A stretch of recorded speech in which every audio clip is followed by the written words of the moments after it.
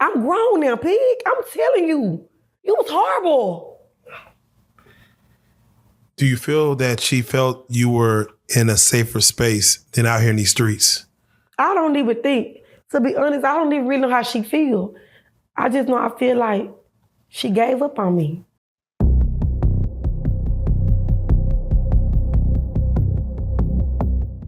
Now, speaking of the drugs, you had a brother that was heavily on drugs, that he got into the same drugs your mom got. It seemed like the whole family or everyone, how far does the line, how many different family members were on drugs during? I would say my family got a line of people that does drugs. And you know what? My brother wasn't always like this though. It was something about when my granny started dying of cancer. My granny is my brother's everything. And it's something about my granny dying, because my granny died of a slow torture death, and that's cancer. And anybody that has cancer knows it would take you till you have nothing left. Right. You'll almost be skeletal. Exactly. So, you know, that was destroying my brother. And by him hurting behind, we don't know how he feeling. So he probably knew my granny was going to pass away. You know, and by him hurting behind that, then like I say, you know, my mama failed her children. She failed her children. And by him hurting behind that, my mama being absent with a man. And I think maybe, now looking back on it, I think that maybe my mama was just trying to cover up her pain. Because you never know what somebody's really going through. Yeah. And so I just don't know. I just know that when I went to prison, my family was well put together. When I went to prison, she was there for me. My first 3 years in TYC, when I hit prison grounds, I saw my mama one time. I never heard from her again. So I don't know what to, I just remember one day calling home. I'll never forget. I called home, I think it's on Christmas or New Year's. It's one of them days. And I cussed my mama out. I cussed out everybody that sat on that couch beside her. Wow.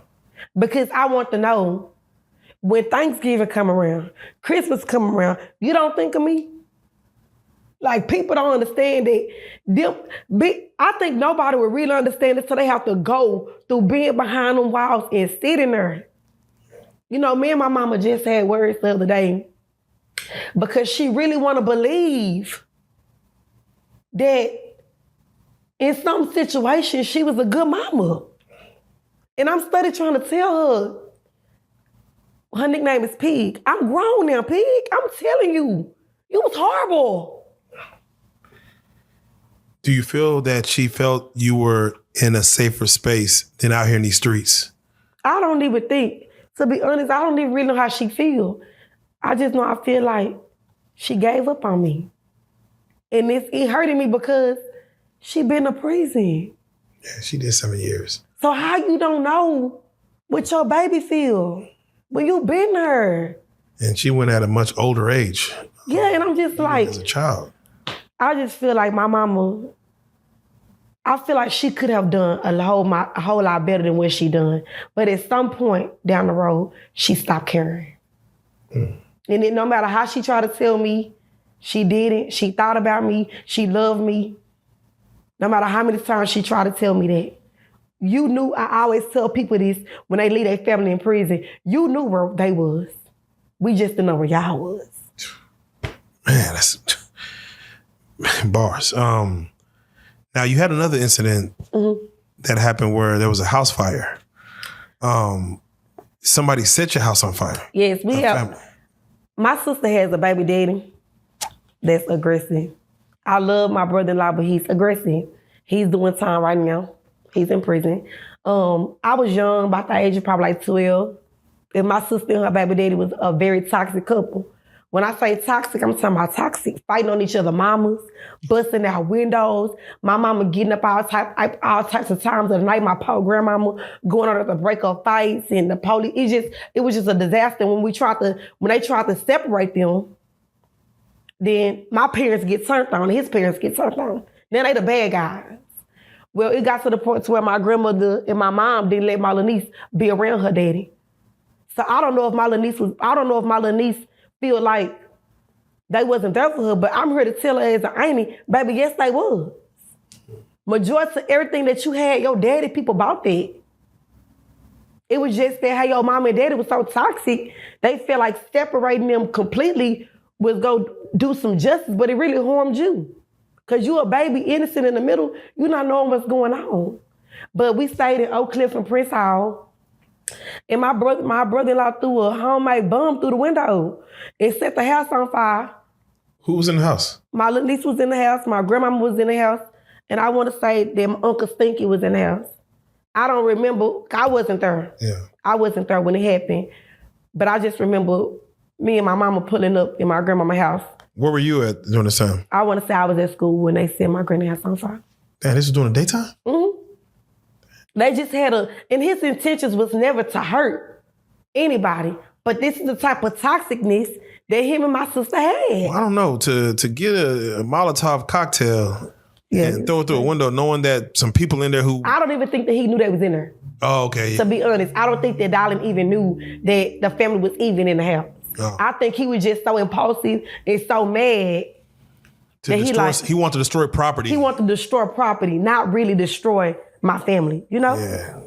Man, but even going through that, man, again, the trauma that you had to endure just coming up is just insane. Of course, you know, we got to speak on it. Well, actually, yeah, you mentioned you were in school. How were you in school? What kind of student were you? Oh, my mama had problems with me in school because, you know, I was ADHD. So she had problems with me in school. One school I had went to, they passed me on. Oh. Yeah, they told my mama, yeah, she passed. She not coming back here. You know, it was just a lot that I had, but I have to tell people, it wasn't I was acting out because I wanted to. I was acting out because I was searching for something. Something became, I'm not afraid to say this publicly. My mother was more of a mother on drugs than she was off. Because once she substituted that one addiction to the next addiction, that addiction became so distracting to where she don't realize she abandoned her kids and her mother. And that's what we trying to get her to see. That you let, you meet people and you let them take you to your lowest. You know what I'm saying? It's like, and I love her because she is a loving woman. I done seen my mama be friends to people that I know they ain't friends to her. Wow. I done seen my mama try to help people, but her way of helping to her is good, but it's really not good. I done seen her meet men who ain't got nothing. And you trying to mold these grown ass men into something. They don't got shit because they don't want to have shit. So why would you take from us and from your mama and from yourself to make them into anything so they can leave you and go be greater with the next bitch? And still to this day, I be telling my mama, like, at the end of the day, you have to sit back and really evaluate people. Because I done had lovers tell me I'm heartless. I done had lovers tell me I'm a cheater. I done had lovers say a lot of things about me. But I be telling myself, shit, I don't really give a damn. But at the end of the day, you're not finna run me raggedy. I done been through something to where I done been low behind a relationship. To where I feel like I didn't want to live no more. Once I built myself back up, I didn't say no man built me up. I ain't saying no woman built me up. Once I built me back up, you a goner. Yeah. You a goner. I don't believe in 50. Bitch, you gonna give me the whole 100. Come on. Now, of course, I have to touch on the situation as far as your godfather or the man, you know, that played a father figure. This man was actually, like you said, coming into your bedroom and having intercourse with you at the age of, was it 13? Mm-hmm. 12 and 13. 12 and 13, 12 years old. Your first experience with a man, what was that with? Was that my first experience being touched by a man was him. Because I didn't start to like willingly give myself up to boys until I was 13 years old. Because when I was 12, all he would do was touch me. And then once he seen that I was having sex, that's when he felt like it was okay to really have sex with me. This man, who, again, I know you said it was presented as, you know, his godfather, but He was 50 years old. Yes. Who was this man to the family? Like he was actually a friend of the family. He had been there since I was a kid, a baby. But I can't remember back so many years as a kid. But he's been around since. He's been around for a long time. Did he have a wife? He had I don't ever remember JT being married, but I do remember him having 2 sons. I was the only girl. Did he? Man, it's crazy. Did he have? Okay, he had 2 other sons, older. I'm assuming.